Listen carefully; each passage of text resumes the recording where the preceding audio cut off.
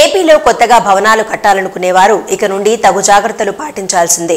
పట్టణాలు, నగరాల్లో భవన నిర్మాణ అనుమతుల విషయంలో ఏపీ ప్రభుత్వం నూతన విధానం తీసుకురానుంది.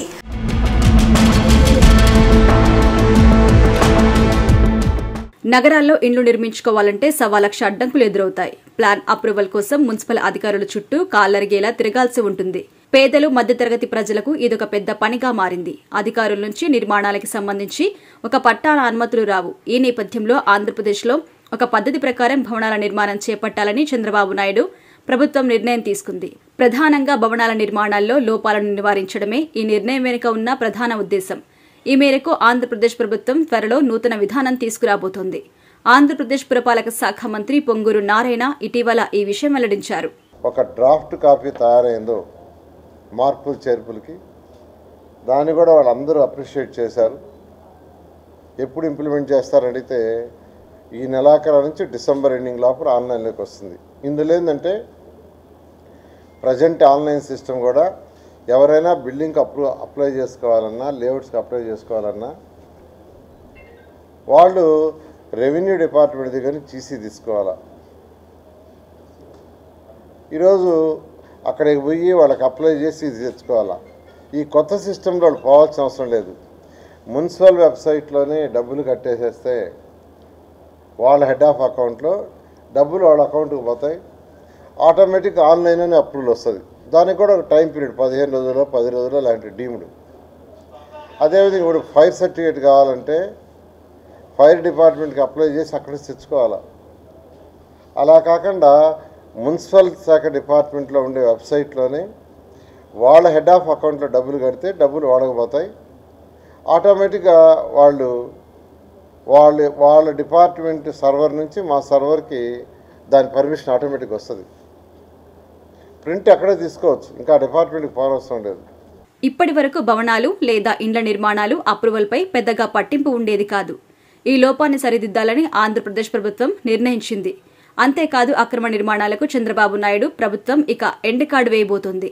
ఇందులో భాగంగా నగరాలు, పట్టణాల్లో ఇంజనీర్లు లేదా లైసెన్స్ పొందిన సర్వేయర్లు ఓకే చేసిన ప్లాన్ ప్రకారమే ఇండ్లు, భవనాలు నిర్మించాల్సి ఉంటుంది. ఇక నుంచి ఎవ్వరు పడితే వారు ప్లాన్ సమర్పిస్తే మున్సిపల్ మంత్రిత్వ శాఖ అంగీకరించే ప్రసక్తే ఉండదు. ఆయా ప్లాన్లు అన్ని చెత్తబుట్టలోకి చేరుతాయి. ఇండ్ల నిర్మాణానికి కేవలం ఇంజనీర్లు, లైసెన్స్డ్ సర్వేయర్స్ అందజేసిన ప్లాన్లు మాత్రమే మున్సిపల్ మంత్రిత్వ శాఖ అంగీకరిస్తుంది అని మంత్రి నారాయణ స్పష్టం చేశారు.